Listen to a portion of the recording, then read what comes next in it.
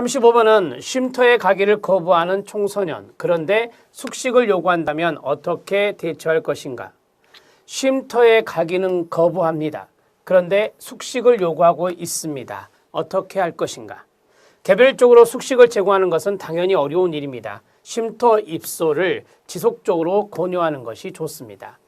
여러분, 쉼터는 아시는 대로 생활시설입니다. 따라서 숙식 제공이 가능한데요. 이 쉼터 입소를 하게 되면 숙식을 제공받을 수 있다. 물론 박도 되죠. 숙박도 되는 겁니다. 생활시설이니까. 그래서 이러한 측면을 계속해서 권유해서 이 청소년이 바로 쉼터에 입소해서 필요한 부분을, 즉 숙식을 받을 수 있도록 진행해 나가시면 됩니다. 개별적으로 숙식을 제공하는 것은 어려운 일입니다. 꼭 이 점을 착안해 주시기 바랍니다. 자, 36번 들어갑니다. 36번은 비합리적 신념을 논박하는 방법입니다. 우리가 인지행동 상담에 보면 비합리적 신념을 논박하는 게 있는데요. 엘버트 앨리스가 이야기한 것입니다. 논박하는 방법은 이렇게 정리하시면 됩니다. 논리성, 현실성, 파급효과, 융통성, 실용성입니다. 이 5가지 측면을 고려해서 비합리적 신념에 대해서 논박하는 것입니다. 자, 여러분들 이 5가지 조금 말씀하기가 어렵죠. 그래서 암기하는 방법, 노년동파, 융실이 이렇게 정리하시면 됩니다. 노년동파, 융실이 암기하는 방법, 논리성, 현실성, 파급효과, 융통성, 실용성입니다. 이렇게 해서 암기법 하나로 잡으시면 됩니다. 자, 논리적인지를 반박하는 겁니다. 현실적인지를 반박하는 겁니다. 자, 이러한 합리적 신념이나 비합리적 신념으로 인해서 나타나는 파급 효과를 반박하는 겁니다. 융통성이 있는지 없는지를 반박하는 겁니다.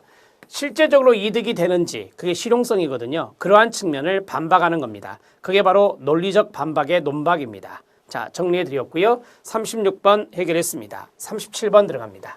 자, 37번은 부모님이 안 계시는 내담자를 상담할 때 신경 써야 할 점이 있다면 이라고 했습니다. 자, 부모님이 안 계신 청소년 내담자입니다. 부모님이 안 계시는 청소년 내담자는 상처받은 마음들이 있는지 잘 살피고요. 여기에 대해서 공감을 표현하여 라포를 형성하는 게 좋습니다. 자, 이게 보면 신경 써야 할 점이라고 그랬잖아요. 따라서 관계 형성이 상당히 중요할 수 있다는 측면입니다. 관계 형성에 신경을 써라 라고 하는 것입니다. 자, 이 관계 형성을 위해서 상처받은 마음이 있는지, 그리고 여기에 대해서 공감을 해라. 감정이입적인 측면을 말하죠. 감정이입적인 측면, 그런 것들이 관계 형성에서 상당히 도움이 될 수 있습니다. 37번은 이렇게 정리하십시오. 38번 들어갑니다. 자, 38번은 상담 시간을 초과했습니다. 초과해서 말하는 내담자인 경우 어떻게 종결할 것인지 라고 했습니다. 상담 시간은 대개 50분 정도 잡혀 있는데요. 이것을 초과해서 말하는 내담자가 있다면 상담 시간은 융통성 있게 진행할 수 있겠죠. 그러나 많은 시간을 초과한 사례라면 상담자가 적절한 때에 요약을 해줄 필요가 있습니다. 정리를 해줄 필요가 있겠죠. 그러면 내담자는 이제 마무리할 때가 됐구나라는 것을 인지할 수 있을 겁니다. 요약을 하고 나머지는 다음 상담회 회기에서 이야기를 하자고 권유하고 종결하는 것이 좋습니다. 상담 시간을 정확하게 지키는 것, 50분 정확히 지키는 것은 좀 정형적이고 경직적인 것이어서 내담자와 신뢰관계에 좀 금이 갈 수 있어요.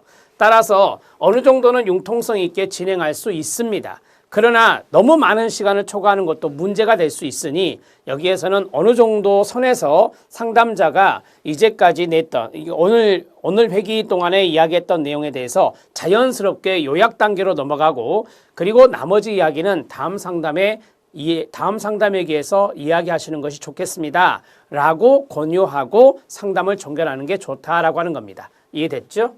39번 들어갑니다. 39번은 청소년 내담자가 개인적인 전화번호를 물어본다면, 앞에서 했었죠. 전화번호를 물어보는 의미가 무엇인지 우선 파악해 보는 것이 좋습니다. 왜 전화번호를 물어보는지 그러한 것들을 파악해 보는데요. 일반적으로는 알려주지 않습니다. 알려줄 의무가 없다라고 말씀드렸죠. 30번 문제와 마찬가지로 응급적 상황이 아니면 가르쳐줄 의무는 없어요. 응급적인 상황이다. 그러면 여기에서 전화번호 물어보는 의미에서 응급 상황이라는 것을 알게 됐다면 알려줄 필요가 있습니다. 알려줄 필요가 있고, 이거는 청소년 내담자의 보호를 위해서 필요한 거예요. 그래서 알려줄 필요가 있고요. 그렇지 않은 일반적인 경우라면 알려줄 의무는 없다고 제가 앞에서 말씀드렸습니다. 40번 들어갑니다. 자, 40번은 밖에서 내담자가 상담받기를 원한다면 어떻게 할 것인가 라고 했습니다. 이 말은 다른 장소에서 받겠다는 거거든요. 다른 장소에서 상담받기 원한다면 그 이유를 물어보고 합당하다면 상급자와 논의한 후에 다른 장소에서 상담이 이루어질 수도 있을 것입니다. 여러분, 이 내담자의 상황에 따라, 기관의 상황에 따라 상담의 장소는 바뀔 수가 있습니다. 바뀔 수가 있기 때문에 먼저 내담자가 그걸 원했다라고 했잖아요. 그것을 원하는 이유가 무엇인지를 물어보아야 될 겁니다.